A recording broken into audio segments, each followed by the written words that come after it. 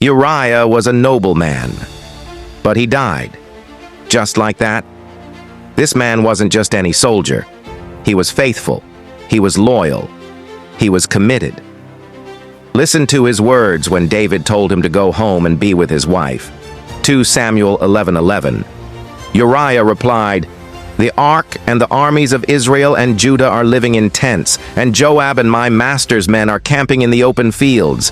How could I go home to wine and dine and sleep with my wife? I swear that I would never do such a thing." Sound familiar? Hang in there. Let's pull the veil back. Remember when David had his palace built? The first thing on his heart was 2 Samuel 7:2. "Look," David said, "I am living in a beautiful cedar palace, but the Ark of God is out there in a tent. Do you see it now?" Uriah wasn't just a warrior, he shared David's heart. Two men in the same generation, both after God's heart. Imagine what could have been if both were fully alive in purpose. If Israel had two Davids, but desire got in the way. David's moment of lust took out a man of God. He killed a servant with the heart of a king. He killed a king before he could even smell a throne. Maybe that's why the Messiah came through Uriah's wife. Yes, David had the covenant, but he had many wives too.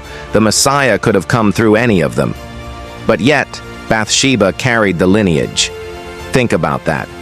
So what do we learn? It's not enough to just be faithful, not enough to be loyal, or even devoted to your purpose. Uriah was all of that, but he didn't walk in power.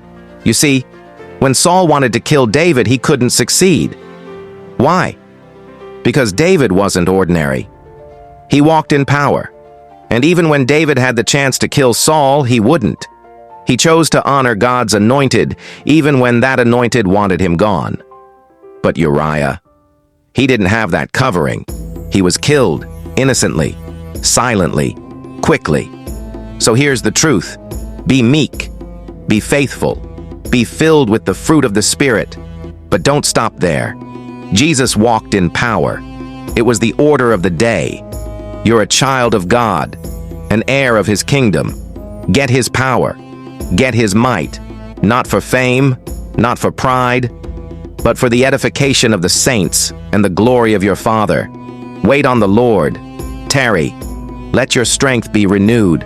Walk in the Spirit. Walk in power. Walk in purpose.